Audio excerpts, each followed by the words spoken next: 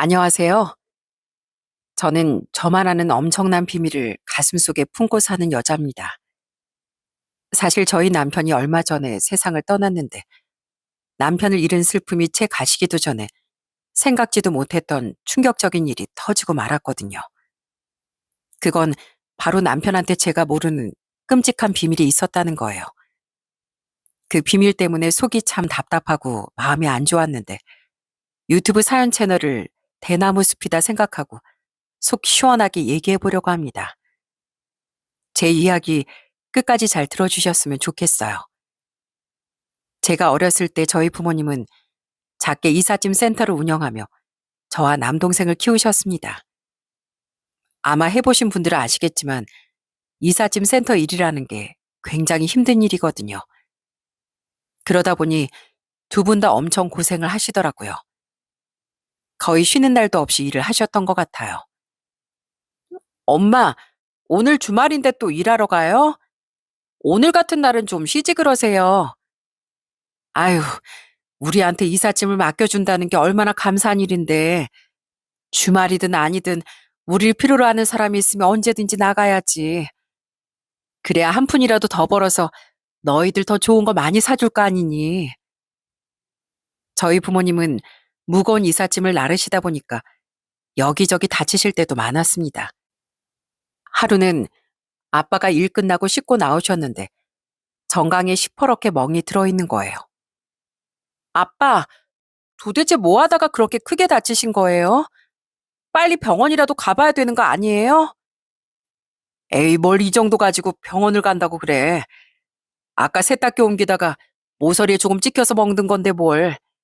가만히 놔두면 저절로 없어질 거야. 어디 부러진 것도 아닌데 굳이 병원까지 갈 필요는 없지. 저희 부모님은 평소에 근육통으로도 많이 시달리셨어요. 어깨가 아파서 팔을 잘 못 올리시거나 허리 통증 때문에 고통스러워 하실 때도 많았습니다. 그래서 제가 가끔 가서 도와드리면 안 되냐고 했더니 저희 엄마가 절 극구 말리시는 거예요. 아유, 현주 네가 그걸 어떻게 도와준다고 그래. 괜히 물건 옮기다가 망가뜨리면 그것도 문제고 물건 나르다가 너 다칠 수도 있어서 안 돼. 그러니까 엄마 아빠 도와줄 생각하지 말고 그냥 공부만 열심히 하렴. 그래서 전 부모님 일을 도와드리는 대신 제 할 일을 열심히 하고 동생이라도 잘 챙겨야겠다는 생각이 들더라고요. 그래서 남동생한테 공부도 가르쳐주고 엄마 대신에 밥도 챙겨줬습니다. 그래도 제 남동생이 제 말을 잘 들어서 정말 다행이었어요. 그렇게 가족을 위해 열심히 희생하신 저희 부모님 덕에 전 대학을 졸업하고 평범한 직장에 취업할 수 있게 되었어요. 그러다가 20대 중후반의 지인 소개로 초등학교 교사로 일하는 남편을 만나 결혼하게 되었죠. 남편이 근무하는 지역으로 신혼집을 얻어 결혼 생활을 시작했는데 남편이 엄청 자상한 성격이라 너무 좋더라고요. 아무래도 초등학교 교사다 보니 일반 직장인보단 퇴근 시간이 빨랐는데 항상 저보다 먼저 집에 와 앞치마를 메고 저녁 준비를 하고 있는 거예요. 여보, 왔어? 오늘도 고생 많았지? 내가 지금 된장찌개 구수하게 끓이고 있으니까 조금만 기다려. 내가 세탁기도 돌려놓고 청소도 해놨으니까 당신은 그냥 씻고 밥 먹고 푹 쉬면 돼. 뭐? 또 혼자서 집안일을 다 해놨다고? 아니, 당신이랑 나랑 같이 사는 집인데 왜 혼자서만 다 하려고 그래? 당신이 자꾸 그러면 내가 너무 미안하잖아. 부부 사이에 누가 더 많이 하면 어때서? 당신은 나보다 퇴근 시간도 늦으니까 집에 오면 더 피곤하잖아. 그러니까 시간이 더 많은 내가 당연히 집안일에도 더 많이 신경 써야지. 그렇게 남편이 차려준 저녁밥을 먹고 나면 꼭 남편과 함께 손을 잡고 집 앞을 산책하곤 했습니다. 길거리 포장마차에서 오뎅이나 닭꼬치 같은 걸 가끔 사 먹기도 했는데 그게 얼마나 즐거웠는지 모릅니다. 이야, 역시 날씨 추울 땐 뜨끈한 오뎅 국물이 최고라니까. 여보, 우리 떡볶이도 먹고 갈까? 오랜만에 떡볶이 보니까 입맛이 싹 땡기는데. 밥 먹은 지 1시간도 안 됐는데 또 떡볶이를 먹는다고? 아휴, 하여간 당신도 은근 이런 간식들 좋아한다니까. 그래, 당신이 그렇게 먹고 싶다는데 당연히 먹어야지. 그럼 난 떡볶이에 순대도 같이 먹을래. 사장님, 저희 떡볶이 1인분이랑 순대 1인분 주세요.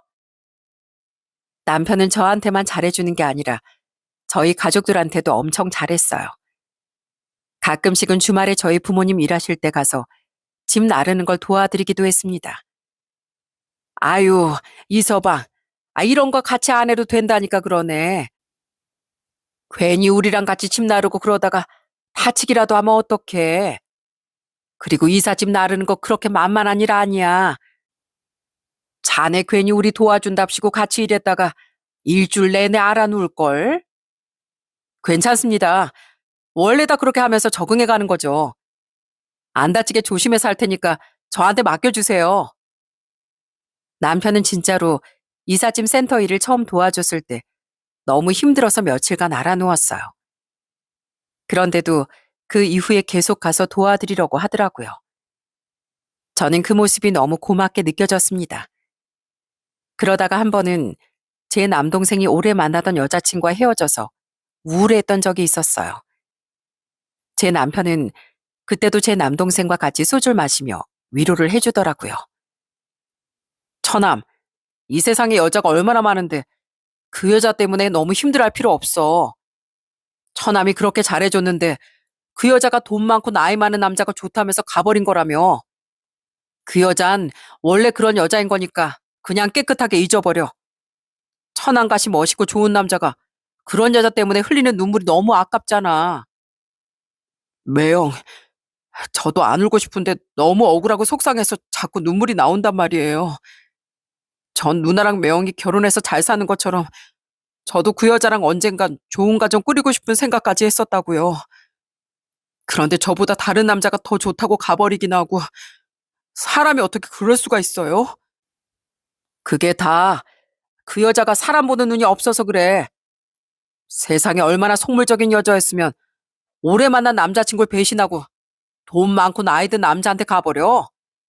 처남, 처남은 아직 나이가 어리니까 앞으로도 좋은 사람 만날 기회 얼마든지 많아. 그러니까 그딴 여자 머릿속에서 아예 지워버려.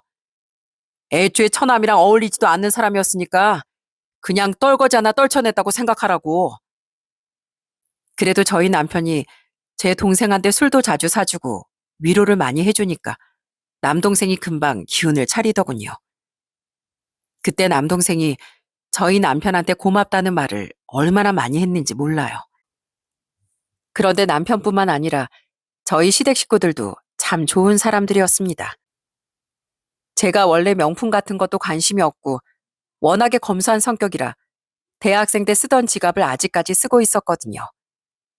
그런데 한 번은 시댁 식구들과 같이 커피를 마시러 갔다가 제가 지갑을 꺼내 계산을 하는데 시어머니가 제 지갑을 보고 이러시는 거예요. 세아가, 너 지갑이 너무 낡은 거 아니니? 요즘 젊은 애들은 삐까뻔쩍하게 명품 지갑 하나쯤은 다 들고 다니는데 너도 그런 거 하나쯤은 가지고 있어야지. 네? 아니에요, 어머님. 저 명품 같은 거 잘 모르고 별로 관심도 없거든요. 그리고 이거 손때가 좀 타고 낡긴 했어도 아직 쓸만해요. 그래도 직장 생활하는 애가 지갑 하나 제대로 된 거 들고 다녀야지.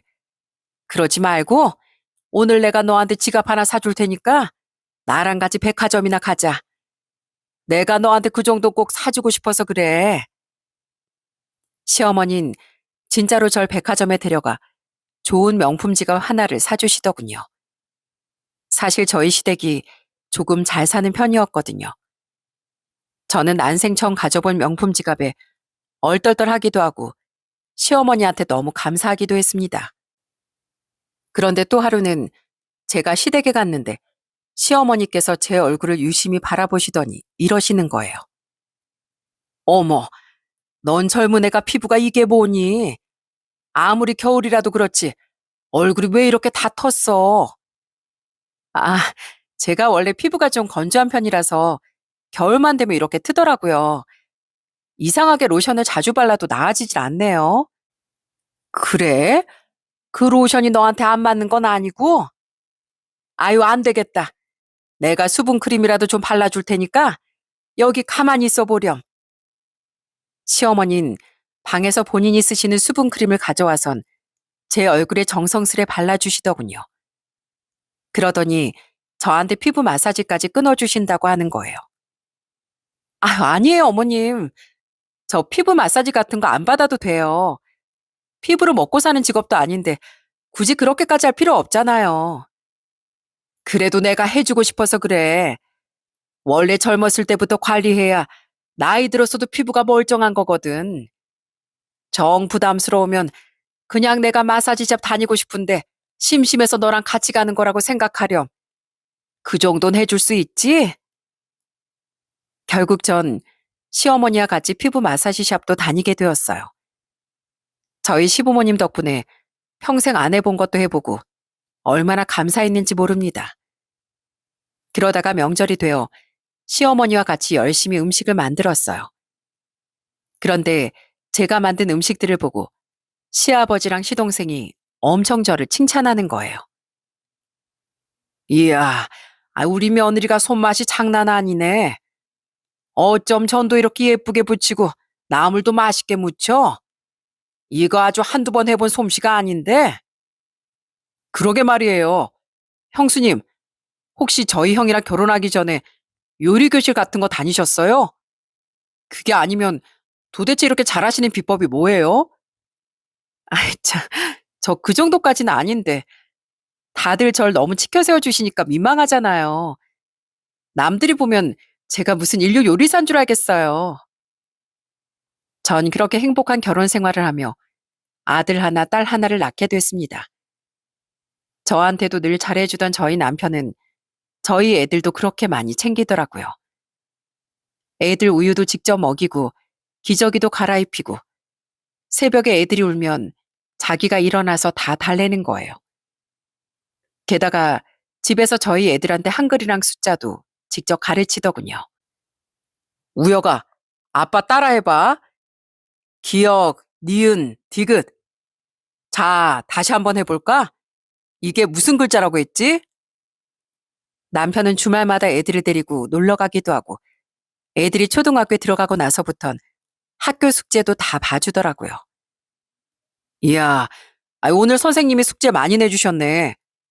우연아, 아빠랑 같이 숙제해볼까? 아빠가 옆에서 지켜보고 있을 테니까 모르는 거 있으면 얼마든지 물어봐. 남편이 이렇게 애들을 많이 챙기다 보니까 저희 애들이 남편을 얼마나 좋아했는지 몰라요. 한 번은 애들을 데리고 친정에 갔는데 저희 엄마가 저희 아들한테 이러시더라고요. 우여가 아빠가 좋아? 아니면 엄마가 좋아? 둘 다라고 대답하지 말고 딱 한 명만 골라봐. 음, 한 명만 골라야 되면 아빠요.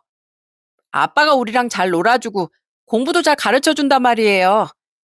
엄마도 좋지만 아빠가 더 좋아요. 그 얘기를 듣고 저희 엄마가 저보고 남편 진짜 잘 얻었다고 하시더군요. 보통 애들은 아빠보다 엄마를 좋아하는데 아빠가 더 좋다는 얘기까지 나올 정도면 저희 남편이 애들한테 정말 잘했다는 뜻이니까요. 저도 남편이 애들한테 얼마나 잘했는지 알기 때문에 애들이 아빠가 더 좋다고 얘기해도 전혀 서운하지 않았어요. 그렇게 남편과 같이 애들을 열심히 키우며 살다 보니 어느덧 저희 큰애가 중학생이 되었어요. 그런데 그때쯤 애들 교육 때문에 고민이 많이 되더라고요. 그때 저희가 살고 있던 지역이 지방의 시골이나 다름없는 소도시였는데 아무래도 애들 교육을 위해서라면 서울로 가야 할 것 같다는 생각이 들었어요. 그런데 마침 남편도 같은 생각이었는지 저한테 먼저 이런 얘기를 꺼내더라고요. 여보, 당신 요즘에 애들 교육 때문에 고민이 많지? 그래서 말인데 난 그냥 여기에서 계속 근무할 테니까 당신이 애들이랑 같이 서울로 올라가. 가서 애들 좋은 학원도 보내고 좋은 환경에서 공부시키는 걸로 하자. 뭐? 갈 거면 당신도 같이 가야지. 왜 혼자 여기 있겠다는 거야? 여기가 내 고향이잖아. 어릴 때부터 쭉 여기서 살았는데 그냥 끝까지 여기서 근무하면서 지내고 싶어. 그리고 안 그래도 여긴 학생 수도 많지 않은데 그 몇 안 되는 학생들한테 내가 도움이 되고 싶어서. 서울이야 차고 넘치는 게 학교고 학원이지만 여긴 그렇지가 않잖아. 대신에 내가 주말마다 서울로 올라갈 테니까 우리 애들을 위해서 당분간만 그렇게 지내는 걸로 하자.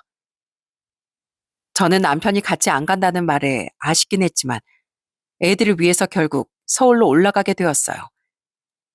서울에 작은 집을 하나 얻고 애들 학원비를 벌기 위해 저도 직장을 구해 일하게 되었습니다. 남편과 떨어져 지내는 평일엔 서로 통화도 많이 했어요. 여보, 밥 잘 챙겨 먹고 있어? 혼자 있으니까 쓸쓸하지? 당신 혼자 거기 놔두고 온 것 같아서 내 마음이 좀 불편하네. 불편할 거 없어. 나 진짜 잘 지내니까 걱정하지 마. 오히려 우리 애들 교육에 신경 쓰느라 당신이 더 힘들지 뭐. 당신이 평일 동안 애들 챙기느라 고생하니까 내가 주말엔 올라가서 아빠 역할 제대로 할게. 남편은 주말마다 서울로 올라와 저희 애들과 즐거운 시간을 많이 보냈습니다. 애들한테 공부만 하면 안 되고 건강도 챙겨야 된다며 애들 데리고 주말에 등산도 가더라고요. 저희 애들은 힘들어하면서도 되게 재미있어 했어요.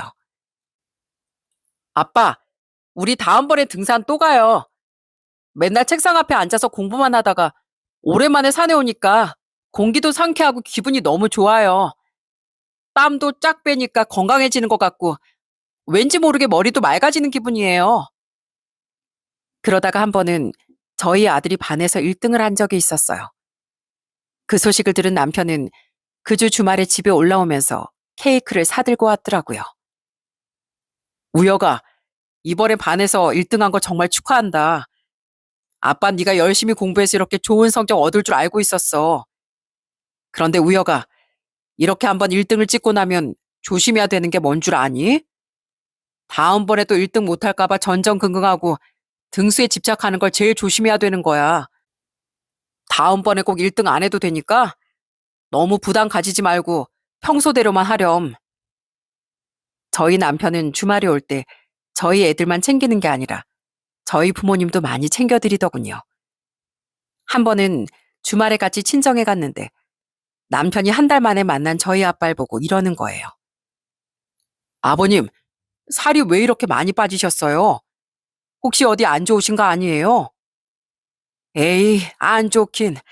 그게 아니라 내가 요즘에 다이어트 하고 있어서 그래. 자, 보게. 내 배가 한 달 사이에 쏙 들어갔지? 우와, 진짜 그렇네요. 아니, 어쩐지 오늘따라 옷빨이 잘 받으시는 것처럼 보였어요. 그래서 말인데 아버님 다이어트 성공하신 기념으로 제가 옷 한 벌 사드릴 테니까 같이 백화점 가세요. 몸매가 멋져지셨으니까 옷도 더 좋은 거 입으셔야죠. 전 이렇게 저희 가족들을 잘 챙겨주는 남편이 너무 고마워서 저도 남편한테 더 잘해주려고 노력했습니다. 남편 혼자 밥을 잘 못 챙겨 먹을까봐 반찬도 만들어서 싸주고 옷을 따뜻하게 안 입고 다닐까봐 남편 왔을 때 옷도 여러 벌 사줬어요. 그리고 혼자 있다가 어디 아프기라도 할까봐 병원에서 상비약을 종류별로 다 사서 남편한테 챙겨줬습니다. 여보, 아플 때 무조건 약 챙겨 먹고 심하면 병원 꼭 가. 혼자 있어서 돌봐줄 사람도 없는데 괜히 병원 안 가고 끙끙거리지 말고. 알았지? 알았어. 아니, 내가 어린애도 아니고 다 큰 성인인데 그 정도도 혼자 못하겠어? 그래도 걱정되니까 그렇지. 아무리 나이가 젊어도 언제 무슨 일이 생길지 모르는 거잖아. 그리고 당신 혼자 있을 때 혹시라도 무슨 일 있으면 119에 꼭 신고해야 돼. 알았지? 내가 당신이랑 같이 지내면 옆에서 많이 챙겨줄 텐데 그러지 못하니까 걱정된단 말이야. 남편과 주말 부부로 떨어져 지내다 보니까 더 애틋한 마음이 많이 들더군요. 그래서 같이 살 때보다 오히려 더 통화도 자주 하고 더 잘해줬던 것 같아요. 그런데 그 생활이 어느 정도 지났을 때 남편이 조금씩 이상해지기 시작했습니다. 평일에 바쁘다고 전화도 잘 안 받고 어쩌다가 전화를 받아도 목소리가 침울해 보이는 거예요. 게다가 주말에 저희 집에 와도 왠지 모르게 기가 죽어 보였습니다. 여보, 도대체 요즘에 왜 그래? 혹시 학교에서 무슨 일 있어? 당신 요즘에 잘 웃지도 않고 목소리에 기운이 하나도 없잖아. 아니야. 아무 일도 없어. 그냥 나도 이제 나이가 40대 후반이나 되다 보니까 예전 같지 않게 체력이 좀 딸리네. 진짜로 무슨 일 있는 거 아니니까 너무 걱정하지 마. 그 후에도 남편은 계속 제 눈을 잘 못 마주치고 어딘가 모르게 표정이 이상했습니다. 그런데 제가 아무리 물어봐도 아무 일도 없다는 대답만 하더라고요. 그러다가 남편과 주말 부부 생활을 한 지 어느덧 3년쯤 된 어느 날이었습니다. 그때가 토요일이라 집에 올라올 남편을 위해 아침부터 맛있는 것도 해놓고 애들이랑 기다리고 있었어요. 그런데 기다리던 남편은 오지 않고 정말 믿을 수 없는 전화가 걸려오고 말았습니다.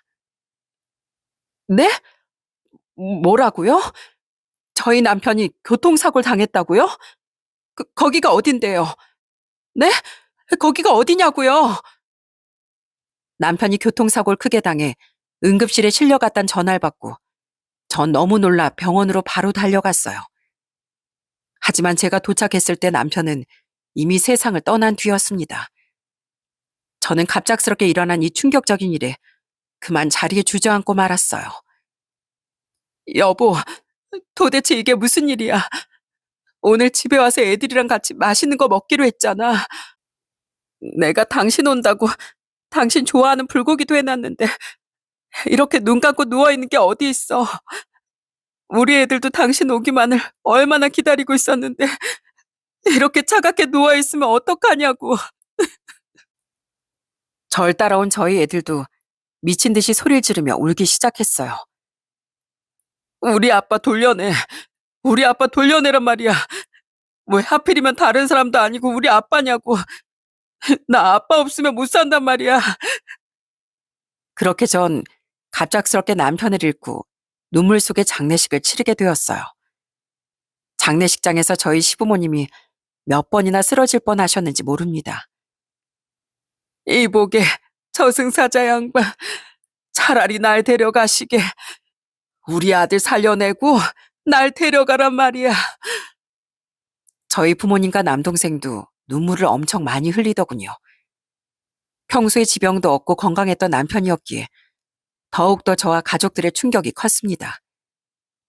남편이 하루아침에 이렇게 될 거라고 그 누구도 예상하지 못했으니까요.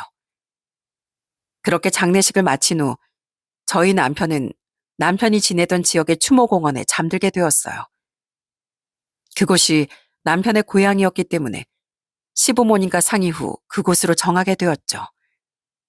그렇게 남편을 떠나보낸 후 다시 집으로 돌아왔는데 하루하루 사는 게 아니더라고요.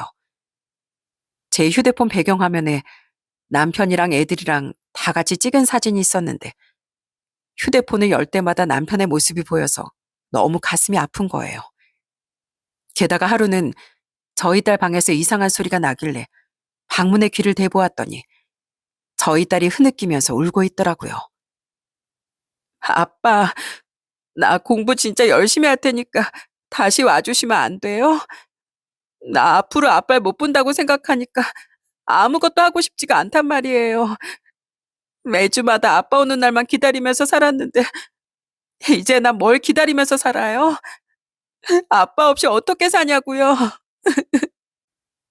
저는 딸의 목소리를 듣고 방문 앞에 주저앉아 소리 없이 울고 말았습니다.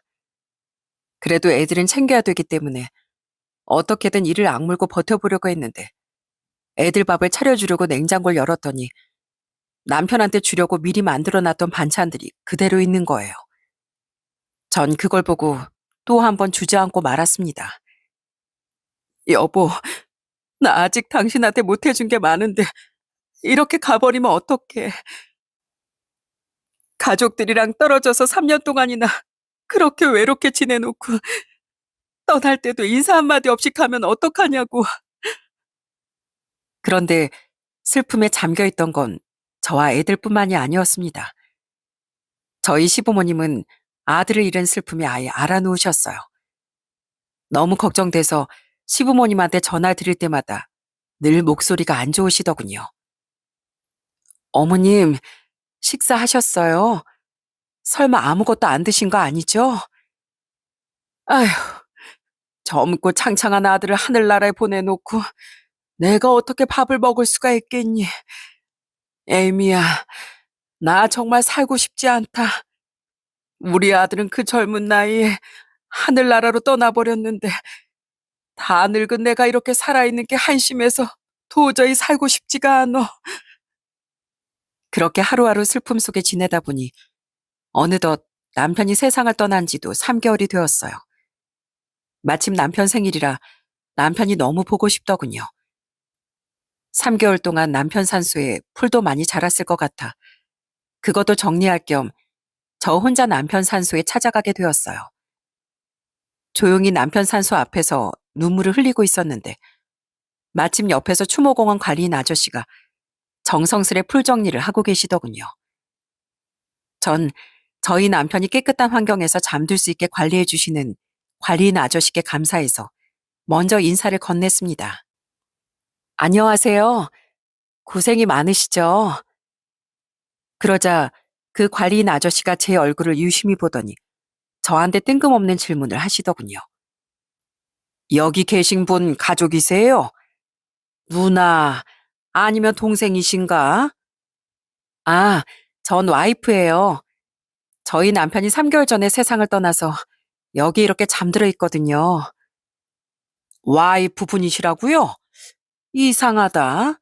아니, 난 다른 분이 와이프인 줄 알았는데.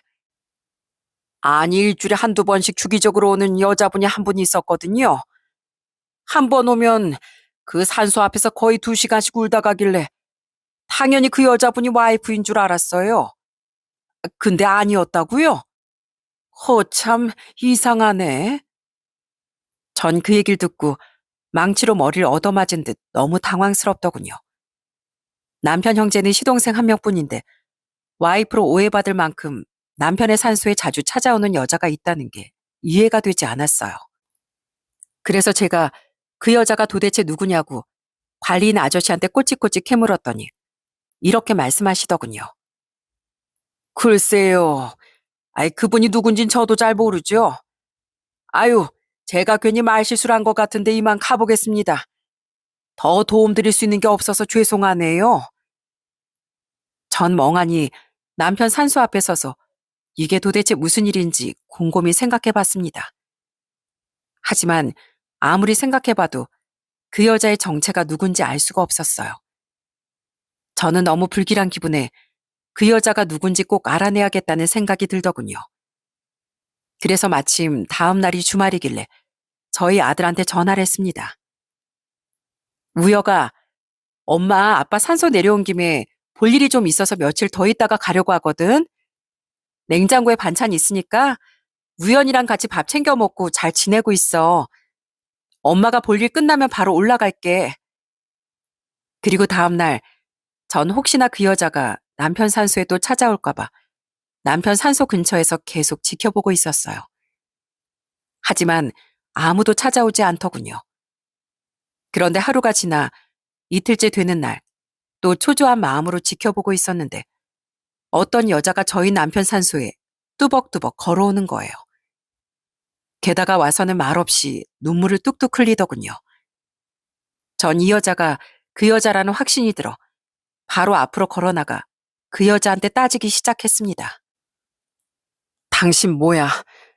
당신 뭔데 내 남편 산소에 찾아와서 울고 있어? 당신 도대체 우리 남편이랑 무슨 사이길래 여기에 자꾸 찾아오는 거냐고. 제가 그렇게 따지자 그 여자가 놀라선 바닥에 털썩 주저앉더군요. 그러더니 덜덜 떨리는 목소리로 저한테 이렇게 얘기했어요. 죄송합니다. 제가 다 잘못했습니다. 제가 다 말씀드릴 테니까 여기 말고 다른 데서 얘기하면 안 될까요? 제가 하나도 빠짐없이 다 말씀드릴게요. 그렇게 그 여자와 같이 조용한 카페로 가게 되었어요. 그러자 그 여자가 눈물을 펑펑 흘리며 저한테 정말 충격적인 얘기를 털어놓더군요. 제가 사모님께 정말 죽을 죄를 지었습니다. 이미 예상하셨겠지만 저 돌아가신 남편분하고 몰래 만나는 사이였어요. 남편분께서 저와 제 아들을 너무 챙겨주셔서 그러면 안 된다는 거 알면서도 남편분과 그런 관계로 발전하게 되었습니다. 제가 사모님께 너무 죄송해서 정말 면목이 없네요. 알고 보니까 이 여잔 남편이 2년 전에 맡았던 초등학교 3학년 반학생의 학부모였다고 하더라고요. 당시 그 학생이 집안 형편도 너무 안 좋고 몸도 허약했는데 그러다 보니 저희 남편이 다른 학생들보다 더 유별나게 신경을 썼었나 봐요. 그러다가 한 번은 그 애가 방과 후에 집에 가려다가 쓰러진 적이 있었답니다. 그때 담임 선생님이었던 저희 남편이 그 애를 병원에 들쳐업고 달려갔대요. 재민아, 괜찮아? 선생님이 얼른 병원에 데려다 줄 테니까 조금만 기다려. 알았지? 무슨 일 있어도 선생님이 의사 선생님한테 꼭 데려다 줄게. 그때 연락을 받고 병원에 온 이 여자와 저희 남편이 처음 만나게 되었다고 하더군요. 그리고 그 후 저희 남편과 그렇고 그런 관계로 발전하게 되었다고 합니다. 사실 제가 전 남편 때문에 정말 힘들게 살고 있었거든요. 전 남편이 워낙에 여자도 밝히고 저한테 손찌검까지 하는 남자였어요. 게다가 저희 아들이 어렸을 때부터 몸이 많이 허약해서 병원을 자주 다녔는데 애가 아프든 말든 신경도 안 쓰는 사람이었어요. 그러다가 전 남편이 제 이름으로 대출까지 받고선 안 갚는 바람에 제가 신용불량자로 전락하게 되고 결국 못 참아서 이혼하게 된 겁니다. 그런데 그 사람이 가진 게 한 푼도 없다 보니까 재산 분할로 받을 수 있는 것도 없더라고요. 그래서 정말 저희 아들이랑 힘들게 살았습니다. 돈이 없다 보니까 휴대폰비를 못 내서 휴대폰도 끊기고 가스비를 못 내서 가스가 끊긴 적도 있었어요. 그래서 그거랑 우리 남편이랑 무슨 상관인데요? 그쪽이 어렵게 살든 말든 왜 남의 남편을 꼬시냐고요. 저도 처음부터 그럴 생각은 전혀 아니었는데 제 딱한 사정을 들은 남편분이 저한테 이것저것 챙겨주시니까 저도 모르게 마음이 가더라고요. 남편분께서 너무 좋은 사람이라 저도 제 마음을 어쩔 수가 없었습니다. 제가 너무 어렵게 사니까 남편분께서 제 빚도 갚아주고 집도 작은 걸로 하나 얻어줬거든요. 게다가 생활비가 너무 부족하니까 자리 잡고 살 수 있게 빵집도 작게 하나 차려줬어요. 그렇게 받은 거 다 갚지도 못했는데 이렇게 가버려서 너무 미안한 마음에 이렇게 자주 찾아오게 되었고요. 사모님께는 정말 입이 10개라도 할 말이 없습니다. 뭐라고요? 우리 남편이 그쪽한테 빚도 갚아주고 집도 해주고 빵집까지 차려줬다고요? 세상에, 어떻게 남의 남편한테 그걸 다 받아먹을 수가 있어요? 난 우리 남편이 혼자 살면서 고생하는 것 같아서 항상 미안해하고 있었는데 어떻게 그쪽이 우리 남편을 꼬셔서 그딴 짓을 할 수가 있냐고요. 정말 기가 막혀서 피가 거꾸로 솟는 느낌까지 들더군요. 전 남편이 절 이렇게 뒤통수 치고 있을 거라곤 전혀 상상도 못했거든요. 그런데 상간녀한테 얘기를 들어보니까 남편이 평일엔 상간녀 집에서 지내고 주말엔 저희 집에 오는 두 집 살림을 무려 2년간이나 했다더군요. 게다가 본인 돈으로 다 해주면 저한테 들키니까 돈이 많은 저희 시부모님한테 다른 핑계를 대고 돈을 빌려서 상간녀한테 해줬다는 거예요. 저는 너무 화가 나고 황당해서 앞에 있던 아이스 아메리카노를 그 여자의 얼굴에 확 뿌려버리고 말았어요. 내가 듣자 하니까 어이가 없어서 더는 못 들어주겠네. 그래서 구구절절 사연이 깊으니까 나보고 이해해달라는 거야, 뭐야? 아무리 사정이 힘들 때 내 남편이 잘해줬어도 그걸 그런 더러운 관계로까지 연결시키면 안 됐었지. 네가 아무리 불쌍한 척 해봤자 어차피 넌 상간녀일 뿐이야. 처자식까지 있는 남의 남편을 건드린 더러운 상간녀일 뿐이라고. 맞습니다. 저는 더러운 상간녀예요. 사모님께서 제 머리채를 다 뜯어버리셔도 그냥 입 다물고 당해야 마땅한 사람입니다. 남편분이 그렇게 된 것도 저 때문에 벌 받은 것 같아서 얼마나 가슴이 찢어지는지 몰라요. 이게 다 제 탓입니다. 다 제 탓이니까 원망할 만큼 원망하시고 상간녀 소송을 하고 싶으시면 마음대로 하세요. 제가 지은 죄이니 전부 다 달게 받겠습니다. 참나, 내 앞에서 그렇게 눈물로 사과하고 불쌍한 척하면 그게 없었던 일이 되는 줄 알아? 내가 너 절대 가만히 안 둘 거야. 내 남편이랑 같이 날 2년간이나 뒤통수 친 거 절대 가만히 안 둘 거라고. 알았어? 저는 그렇게 말하고선 자리를 박차고 빠져나왔어요. 서울로 올라가는 길에 너무 억울한 마음에 눈물을 얼마나 흘렸는지 모릅니다. 남편이 절 배신했다는 생각에 너무 화가 났는데 이미 세상을 떠난 사람이라 복수를 할 수도 없고 정말 미칠 것 같더군요. 그런데 그날 집에 돌아온 후 식탁에 멍하니 앉아 분노를 겨우 다스리고 있는데 저희 딸이 저한테 와서 이러더라고요. 엄마, 아빠 잘 보고 왔어요?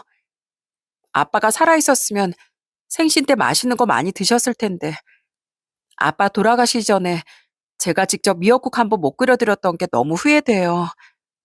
엄마, 나 아빠가 없어서 너무 슬픈데 이거 언제쯤 괜찮아지는 거예요? 난 이렇게 편하게 공부하고 있는데 아빠는 이제 아무것도 못한다고 생각하니까 가슴이 미어지는 것 같단 말이에요. 저는 남편에 대한 분노로 머리가 폭발할 것 같은데 저희 딸이 남편을 그리워하며 우는 걸 보고 마음이 복잡해 가슴이 터질 것만 같았습니다.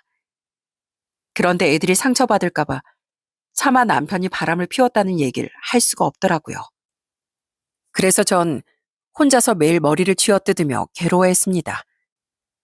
그런데 며칠 후에 이번엔 제 남동생이 저한테 전화를 해서는 이러는 거예요. 누나, 잘 지내고 있지? 나 요즘 누나 걱정돼서 잠이 안 와.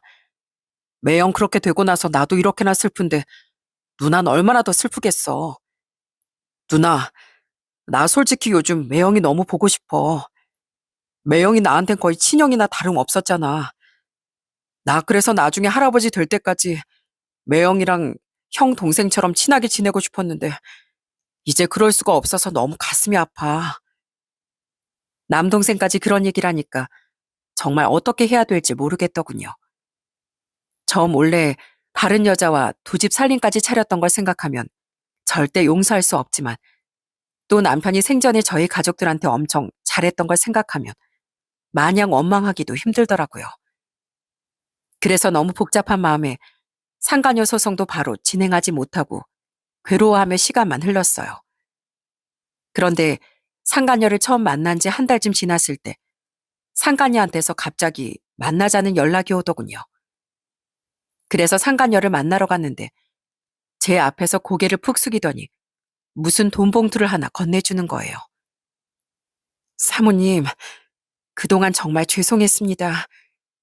저 여태까지 남편분한테 지원받았던 거 사모님께 다 돌려드리고 싶어서 만나자고 했어요. 지금 가게랑 집도 다 내놨는데 아직 안 나가서 일단은 대출이라도 받아서 일부라도 먼저 드리는 겁니다. 참나, 갑자기 나한테 이 돈을 왜 주는 건데? 네가 이까지 돈 나한테 주면 내가 널 용서할 줄 알아? 너 지금 상간녀 소송 당하기 싫어서 나한테 수작 부리는 거지? 그런 거 절대 아니에요. 제가 잘못한 거니까 상간녀 소송 걸쳐도 상관없어요. 하지만 사모님께 제 나름대로 죗값을 치르고 싶어서 이렇게 드리는 거예요. 상간녀는 그렇게 말하더니 저한테 무슨 사진을 몇 장 보여주더군요. 그건 바로 그 여자의 아들 사진이었어요. 그런데 세상에 저희 남편과 만나기 전에 찍은 사진을 보니 초등학교 3학년밖에 안 되는 남자애가 꼬질꼬질해가지고선 삐쩍 말라 있더라고요. 딱 봐도 좋지 못한 환경에서 어렵게 크는 아픈 아이 같았어요. 그런데 저희 남편과 같이 찍은 다른 사진에선 살도 건강하게 올라있고 환하게 웃고 있는 거예요. 저는 그걸 보고 기분이 너무 이상하더라고요. 사모님께 너무나 죄송한 말씀이지만 저한테 남편분이 참 고마운 분입니다. 저희 아들이 남편분 덕분에 건강도 많이 되찾고 웃음이 참 많아졌거든요. 그래서 그 고마움을 갚고 싶었는데 갚지 못해서 너무 후회스러워요. 그런데요, 사모님, 이거 하나만은 알아주셨으면 좋겠어요. 남편분께선 저랑 만나면서도 늘 사모님께 죄책감을 가지고 살았어요. 사모님께 죄 짓는 걸 항상 괴로워했고 저랑 사모님 둘 중에 누굴 선택할지 결정을 내리지 못해 항상 힘들어했거든요. 그래서 옆에서 지켜보던 저도 늘 사모님께 죄송했습니다. 상간녀가 그렇게 얘기하자 남편이 집에 올 때마다 자꾸 제 얼굴을 쳐다보지 못하고 죄 지은 사람 마냥 행동했던 게 떠오르더군요. 그 모습을 떠올리니 상간녀의 말이 거짓말은 아닌 것 같았어요. 사모님, 저 그동안 남편분 덕분에 제 팔자에도 없는 행복한 생활을 누렸지만 더 이상 그 혜택을 누리는 건 사람으로서 할 짓이 아닌 것 같습니다. 그래서 그동안 제가 받았던 거 다 사모님한테 돌려드리고 싶어요. 가게랑 집이 나가면 바로 사모님한테 그 돈도 돌려드리고 그 동네를 떠나서 그냥 조용히 살겠습니다. 남편분 산소에도 다신 찾아가지 않을게요. 저 사모님한테 용서받자고 이러는 거 아니니까 상간녀 소송하고 싶으시면 소송하셔도 되고 평생 저 원망하고 욕하셔도 상관없습니다. 그냥 이렇게라도 상처받은 사모님 마음에 위로가 되셨으면 좋겠어요. 상간년 몇 번이나 저한테 고개를 숙이며 사과를 하더군요. 너무 저자세로 나오니까 저도 마음이 너무 복잡해서 차마 더 이상 화를 낼 수가 없었어요. 그래서 일단 알겠다고 하고 집으로 돌아오게 되었습니다. 그런데 그 후 진짜로 그 여자가 집과 가게를 팔아서 나온 돈을 저한테 다 보내주더군요. 그러더니 문자 하나를 저한테 보냈더라고요. 사모님, 그동안 정말 죄송했습니다. 저는 제가 지은 죄에 평생 반성하면서 없는 사람처럼 살아가겠습니다. 사모님께 씻을 수 없는 상처를 안긴 점 다시 한번 사죄드립니다. 그렇게 상간녀한테 그 돈을 다 받은 전 오랜 고민 끝에 그냥 상간녀 소송을 하지 않기로 했어요. 만약에 남편이 살아있었다면 어떻게든 상간녀 소송을 하고 둘 다 응징을 했겠지만 지금 남편도 없는데 그게 다 무슨 소용이겠어요? 그리고 상간녀가 먼저 저희 남편한테 받은 걸 다 토해내고 다른 지역으로 떠나버렸으니 그 정도에서 끝내도 될 것 같다는 생각이 들었습니다. 하지만 그렇다고 해서 남편에 대한 원망이 없어진 건 아니었어요. 그 여자의 사정이 얼마나 딱하든지 간에 어쨌든 남편이 절 배신한 건 사실이잖아요. 하지만 차마 남편이 바람을 피웠다는 얘길 저희 애들이나 친정, 시댁 식구들한테 얘기를 할 수는 없었습니다. 비록 절 배신한 남편이지만 저희 애들한텐 더할 나위 없이 좋은 아빠였고 저희 친정 부모님한텐 듬직한 사위, 그리고 시댁에는 사랑스러운 아들로 기억되고 있는데 제가 그걸 망치고 싶진 않았어요. 그리고 무엇보다도 아직도 아들 잃은 슬픔에 누워 계시는 시부모님한테 차마 말할 용기가 나질 않더라고요. 그래서 전 그냥 남편의 일을 저 혼자 가슴에 묻고 살아가기로 결정했습니다. 그게 쉬운 일은 아니었지만 그래도 남은 가족들을 위해 그게 맞다고 생각했어요. 그런데 아무것도 모르는 가족들이 남편을 그리워할 때마다 마음이 복잡해지는 건 어쩔 수 없더라고요. 한 번은 애들을 데리고 친정에 가서 식사를 하는데 저희 엄마가 갑자기 울적한 목소리로 이러시는 거예요. 아휴, 우리 이서방도 여기에 같이 앉아서 맛있는 거 먹었으면 참 좋았을 텐데 내가 이서방 살아생전에 더 잘해주지 못한 게 한이다, 한. 이렇게 젊은 나이에 떠나버릴 줄 알았으면 우리 집에 올 때마다 임금님 수라상 부럽지 않게 차려줄 걸 그랬어. 그 얘기를 들었을 때 어떤 기분이었는지 아마 겪어보지 않으신 분들은 모르실 겁니다.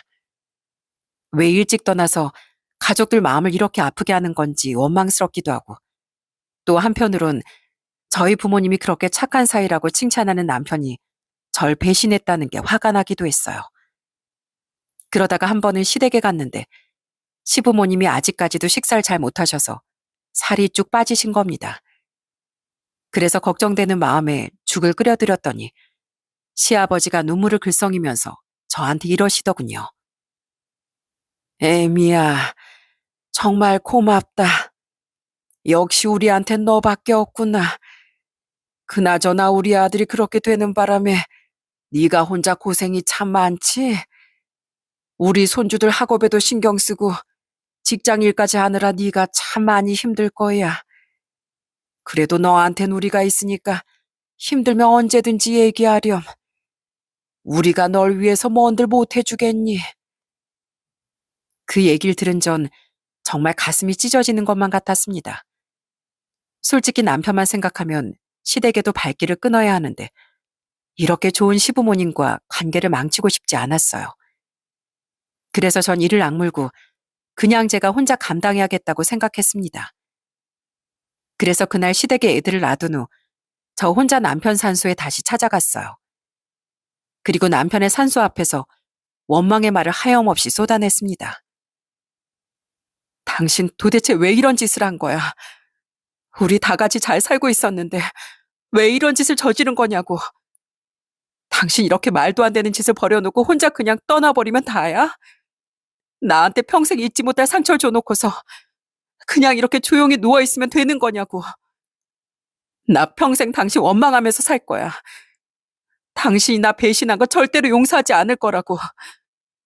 그러니까 나중에 하늘나라에서 만나면 나한테 싹싹 빌 각오해. 나 혼자서도 우리 애들 훌륭하게 잘 키울 거니까 당신 아빠 노릇 다 못하고 먼저 떠난 거 평생 후회하고 있으라고. 저는 그 말을 내뱉은 후 남편의 산소 앞에서 한참이나 울었습니다. 그리고 저희 애들을 지키기 위해 남편의 비밀을 가슴속에 간직한 채 다시 일상을 되찾게 되었어요. 그리고 아직도 슬퍼하고 있는 저희 애들한테 이렇게 얘기했습니다. 우여가, 우연아, 아빠가 하늘나라에서 지켜보고 있을 테니까 이제 그만 울고 엄마랑 같이 웃으면서 지내자. 너희들이 공부도 열심히 하고 훌륭한 사람이 돼야 나중에 아빠를 만났을 때 더 반갑게 만날 수 있는 거야. 그러니까 우리 이제부턴 우리끼리 똘똘 뭉쳐서 잘 살아보자. 알았지? 알았어요, 엄마. 엄마를 위해서라도 이제부턴 힘내볼게요. 저 하늘나라에 있는 아빠한테 정말 자랑스러운 아들이 될 거예요. 저도요, 엄마. 아빠가 떠난 게 너무 슬프지만 언제까지 이렇게 울고만 있을 수 없다는 거 이젠 저도 알아요. 저도 앞으로는 울지 않고 웃으면서 살래요. 그러니까 엄마도 아빠 때문에 마음 아파하지 말고 우리랑 행복하게 지내요. 저는 그렇게 말하는 애들을 끌어안고 또 한 번 눈물을 흘렸습니다. 남편 때문에 받았던 충격과 상처가 너무 컸지만 저희 애들을 위해 한번 극복해 보기로 했어요. 저한테 저희 애들은 세상에서 제일 소중한 보물이니까요. 물론 살면서 문득 남편이 절 배신했다는 생각이 떠올라 화가 나고 치가 떨릴 때가 있겠지만 어차피 이미 세상을 떠난 남편을 붙잡고 화를 낼 수도 없는 일이니 그 정도는 감수하기로 했습니다. 당장 남편에 대한 분노 때문에 지금의 행복한 가정을 깨뜨리고 싶진 않았거든요. 미국의 한 소설가가 이런 말을 했대요. 인간의 심장은 산산조각이 난 후에도 다시 크게 자라날 수 있다. 제가 생각하기엔 심장이 산산조각이 날 정도로 큰 마음의 상처를 받았어도 언젠간 그걸 극복하고 더 튼튼한 마음을 가질 수 있다는 뜻인 것 같아요. 왜 시간이 약이라는 말도 있듯이 마음의 상처도 언젠간 치유가 될 수 있는 거잖아요. 그래서 저도 제 심장이 다시 크게 자라날 때까지 이 상처를 한번 견뎌내 보려고 합니다. 저희 애들을 위해서라도 더 힘내서 씩씩하게 살아갈 거예요. 제 사연을 듣고 계시는 분들께서도 각자 나름대로 크고 작은 마음의 상처가 있으실 거라고 생각합니다. 제가 오늘 말씀드린 그 명언을 기억하면서 그 상처들을 스스로 치유하고 극복해 나가시길 바랄게요. 그럼 전 이만 제 사연을 마치도록 하겠습니다. 끝까지 들어주셔서 정말 감사합니다.